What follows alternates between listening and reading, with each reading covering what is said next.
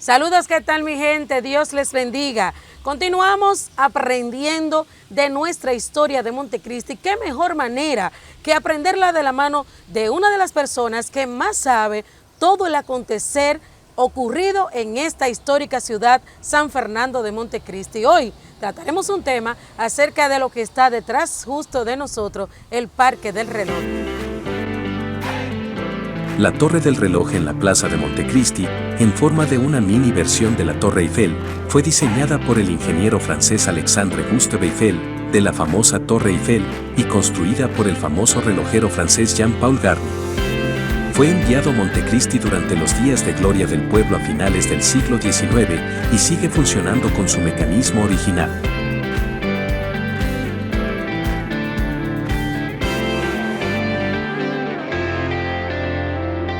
Damos la bienvenida a Tabaret Peña. ¿Cómo está? Hola, muchas gracias.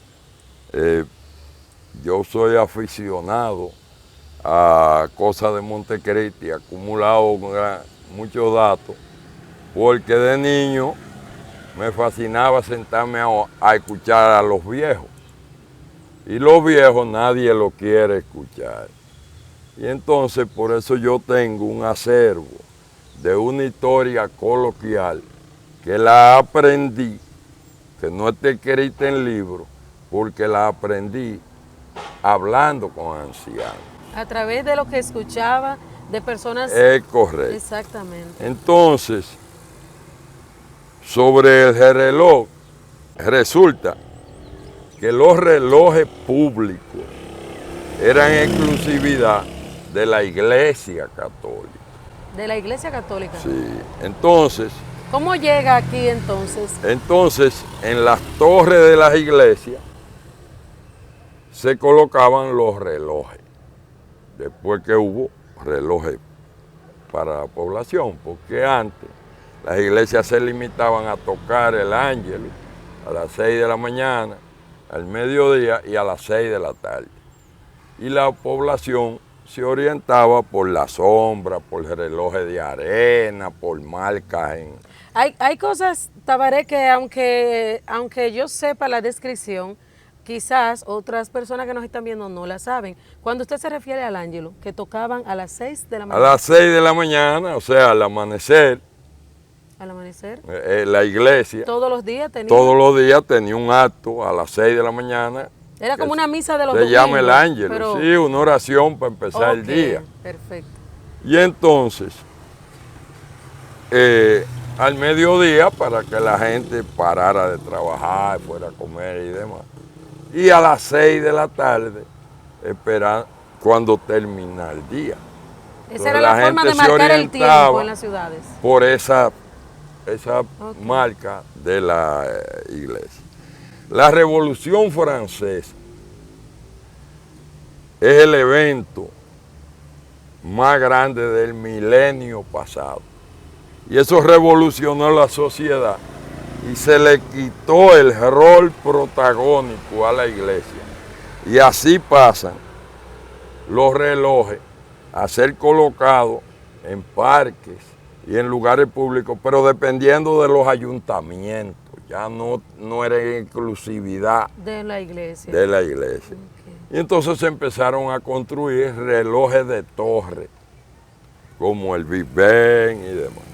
Este reloj que está aquí estuvo, el reloj en sí. El reloj en sí. Estuvo sirviendo en una iglesia por 15 años. Y cuando lo sustituyeron... ¿De qué lugar la iglesia?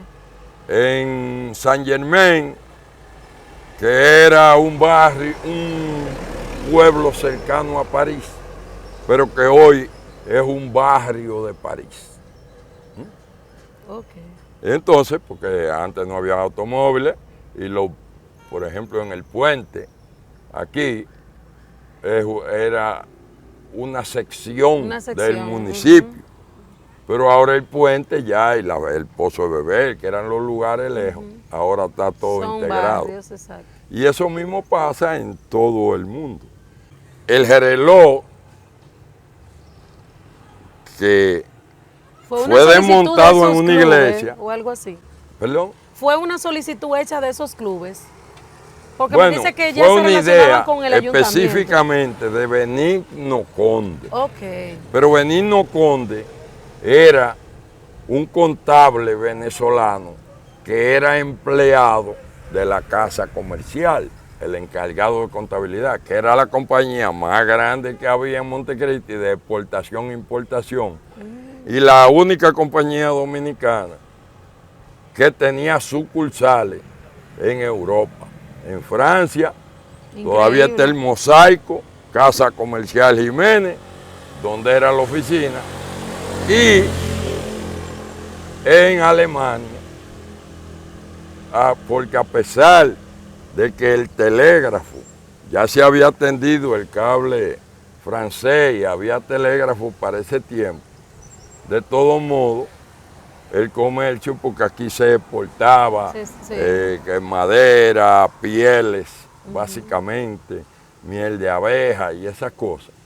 Y entonces aquí, como no había la comunicación que hay hoy, había cónsules de al menos 4 países aquí en Montecristi. Un Montecristi totalmente diferente a lo que vemos Es ahora. correcto. Entonces esas personas tenían el conocimiento sobre cómo comerciar y cogieron los productos que encontraron aquí, pero tenían a quien vendérselo en Europa. Okay. Porque eso es fundamental para el comercio. Entonces, había empleados, gente empleada de aquí, de Montecristi, que vivía en París, porque había una oficina de la comercial, y otros vivían en Alemania. Entonces, era el caso de Benigno Toribio García, que ojo, hay un general que vivía en el entorno, el general de aquellos tiempos, de cuando el ejército no era formal, que fue a Francia de visita. Pero había otro Toribio García, homónimo, que era empleado de la comercial y vivía en París. Y es el que le dice a Benigno Conde, le da noticia de que ese reloj está disponible. ¿Cómo se llama la persona que le dijo a Benigno Conde? Toribio García. Toribio García. Sí. Entonces, a partir de ahí, Benigno Conde es que dirige la acción. Lo gestionó a través del de los empleados de la casa comercial. El reloj costó 15,000 pesos mexicanos. Porque hay que decirle a la gente una gran suma en que ese tiempo. La moneda de intercambio internacional hasta 1937 por estos lugares era el peso oro mexicano, porque tenía su valor intrínseco. Valía el oro lo mismo que valía el peso, o sea que cuando tú pagabas, entregaba oro. Luego en 1937, el acuerdo de Bretton Woods de la Liga de las Naciones, Bretton Woods es un pueblo en Estados Unidos, se hizo, y la Liga de las Naciones es la precursora de la ONU. Entonces se determinó ahí, se fijó el precio del oro en $25 la onza y se tomó el dólar como moneda de cambio internacional. Muy buen dato para la gente que sepa. Es bueno, porque la gente no sabe mucho sobre esas cosas. Pero muchas personas hoy nos estamos enterando de que el peso mexicano era el peso que tenía valor de circulación. Luego de comprado el reloj, que se compró de segunda mano, pero con una garantía de 10 años, entonces se compra la torre, que costó otros 15,000 pesos, y la verja del parque y las fuentes. ¿Que iban con la torre o otro precio? No, la torre se compró en el taller de Gustavo Eiffel, que era un ingeniero químico, pero que fue de los que tuvo protagonismo en la producción industrial de acero. Y después le hizo una empresa de eso. Y hizo varias obras en América. Entre ellas, el reloj, la verja del reloj, la verja del cementerio y la verja de la casa de Doña Emilia. Todo eso se compró en el taller de Eiffel, más la torre para el reloj. Entonces, vinieron en 1895, vino un grupo de gente, de obreros franceses, y dirigieron la instalación del reloj. Entonces, en ese mismo año se construyó la Villa Doña Emilia y vino otro grupo para la construcción para erigir esa casa, y una que compró en Francia, que es similar a esa, pero más pequeña, que es de los Fonder en Atillo Palma, pero está cerca del río, porque Atillo Palma Viejo, donde está esa casa, era cerca del río. Luego que se abrió la carretera, entonces se mudaron la gente para la carretera, pero esa casa está ahí y es similar a esa. Entonces, de la gente que vino un mecánico para ajustar la máquina, un relojero, y ese señor se quedó aquí porque ni modo que tú llamaras a Francia, se dañó el reloj y mandaran una persona. Entonces dejaron a ese hombre viviendo aquí.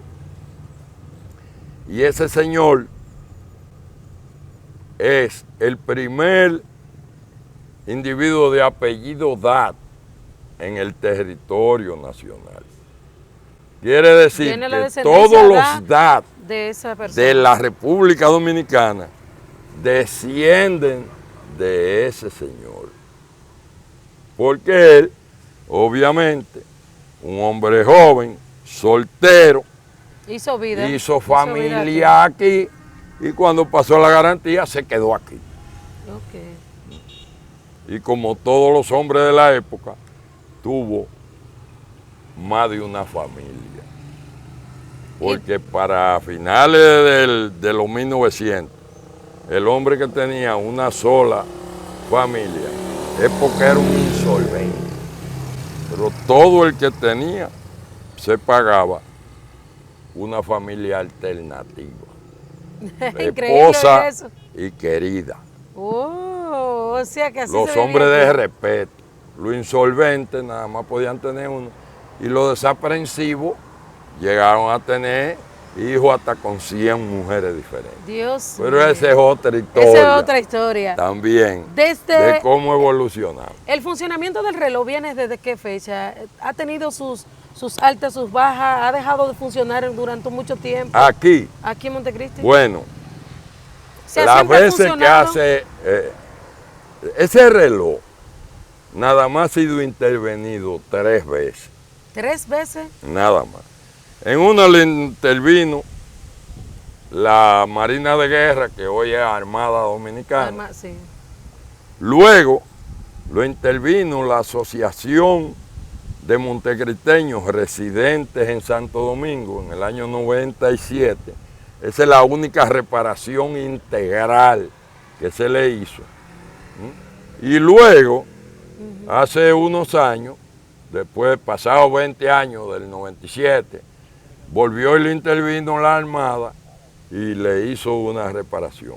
Pero la reparación más grande fue la que hizo la Asociación de Montecristeños Residentes en Santo Domingo, porque se le hicieron cambios estructurales y por ejemplo, el techo era de zinc y ahora es de cobre.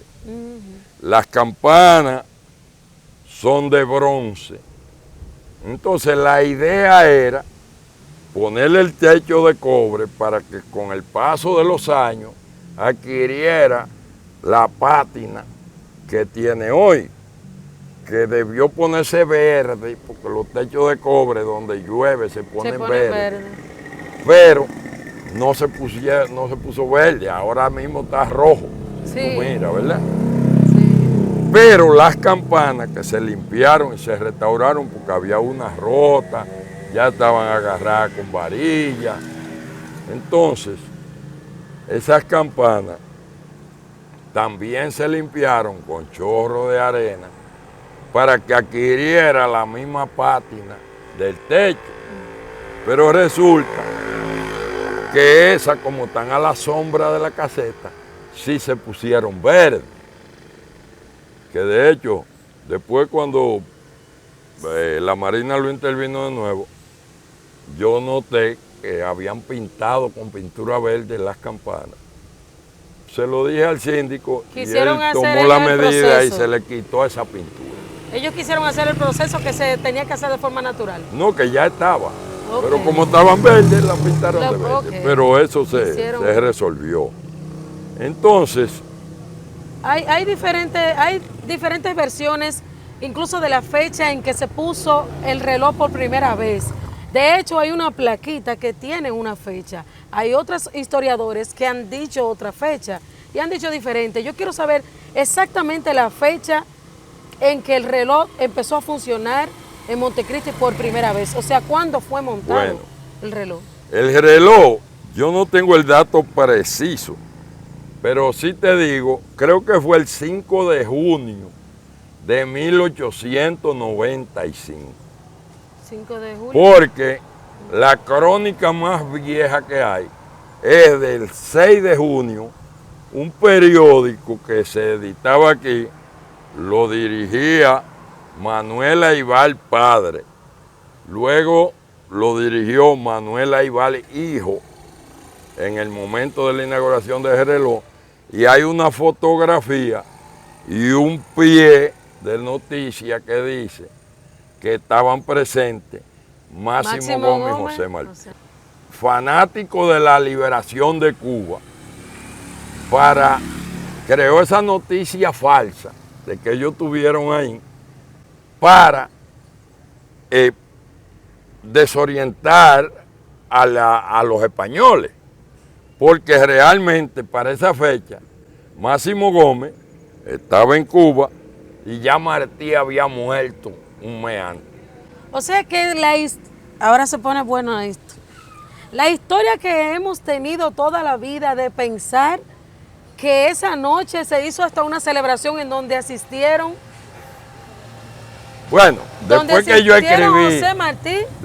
escribí un artículo que se llama en el Facebook, pues yo tengo una página de Facebook, Tabaré Peña. Sí, yo le sigo mucho, pero me perdí después que yo escribí un artículo que se llama 125 años de una mentira, y demostré con fecha y publiqué el facsímil de la foto del periódico. Entonces ahora la historia ha cambiado. O sea, que todo fue un populismo que fue cuando llegó el reloj de Francia en febrero 10, en el vapor Lavonia. Sí. Y que se dio una serenata y que ahí Martí dijo esas palabras. A mi juicio, no sucedió eso. Nunca sucedió eso. Increíble. Porque como ingeniero yo sé que un reloj, los bultos tenían que quedarse en el almacén o en un almacén, porque eso no se puede almacenar a cielo abierto si le llueve, más los hierros. Y entonces, ya para la inauguración, Martí tiene más o menos un mes y algo de muerto. Y Gómez sigue vivo hasta que finalizó la guerra. Entonces Martí no pudo haber estado en la inauguración porque ya estaba muerto. Que no hubo tal frase de que este reloj marcará las horas de la revolución cubana. Esa frase la dice la crónica de Manuel Aybar, que dice que en la inauguración José Martí pronunció esas palabras. Entonces,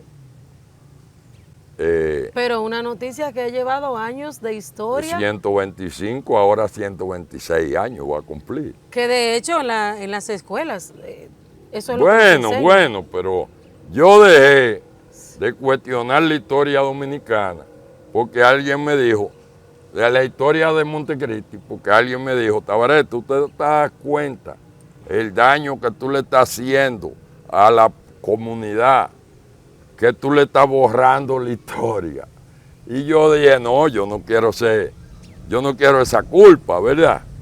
No, pero yo no diría, porque, por ejemplo, Juan de Bolaño yo no diría borrando fundó la a historia. Montecristi en 1533. Esa es una historia de la Pero fue Pedro Bolaño, o sea, que no significa fue lo Bolaño, mismo. pero no Juan de Bolaño. Fue Pedro Bolaño, ¿Y Pedro Bolaño era qué? De Juan de Bolaño. español. ¿Pero de qué de Juan de Bolaño? No, Nada. súdito, porque para ese tiempo el D implica abolengo. Exacto. Y los súbditos heredaban, se ponían el apellido del dueño, del señor feudal. Entonces era Pedro Mártir de Anglería. Hubo uno que era un presidente argentino de la Rúa, pero aquí hubo un secretario de la Pública, Rúa. Los Rúa eran los súbditos de los de la Rúa. De los de la Rúa. Entonces, la historiografía se trataba de eso, o sea, los hechos y exaltar personajes. Todavía estamos en eso, pero Carlos Marx cambió eso y dijo que la historia tenía que servir para más que Más eso. que para fantamear. Entonces, Carlos Marx enseñó que lo importante son los antecedentes, Los hechos. el hecho y las consecuencias, más que los protagonistas. A partir de ahí, los historiadores se dividieron en historiógrafos y historiadores de historia crítica, que es como se llama el método marxista de análisis. O sea, como aquí eso llegó tarde. Pero muy tarde. Los historiadores usted tiene miedo dominicanos de decir la realidad hacen de las eso. cosas que usted sabe de Montecristi porque teme que esto pueda cambiar el rumbo a una historia que ya teníamos, aunque no haya sido la real. Bueno, lo que pasa es que no todo el mundo Tiene la capacidad de entenderlo. exacto. Entonces, esa persona que es amiga mía me dijo, oye, tú vas a dejar a Montecristi sin historia, porque hay muchísimos acontecimientos donde hay individuos que se han puesto, porque un héroe es un individuo común que en determinado momento asume una posición extraordinaria. Eso es un héroe. Eso es. Y un mártir es alguien que defendiendo su posición pierde la vida. Entonces, lo que hacía la historiografía era exaltar héroes y mártires. Héroes y mártires. Y por eso en Pero estos usted días... tiene que hablar conmigo hasta de la historia de Duarte, por lo que yo veo. No, porque en estos días yo escribí que me preguntó alguien que diera una opinión sobre Pedro Santana. Y yo le decía eso, y yo escribí una opinión porque yo entendía que Pedro Santana está en el justo lugar, que es el Panteón Nacional, donde es el altar de la patria, donde descansan los padres de la patria. ¿Por qué? Yo como Porque que necesito una sin Pedro Santana no hay independencia. Bueno, porque Y era entonces en la antagonista. restauración ya lo independentista, que es la verdadera independencia nacional, la restauración. Pero como lo hicieron los montecristeños, no hubo un solo capitaleño en la restauración, porque eran todos pro-españoles. Sí. Entonces, los capitaleños no iban a perder su principalía. Porque lo que usted Y dice, elevaron la historia se viene independencia escribiendo por encima de la restauración. Sí, de acuerdo a quien le convenga.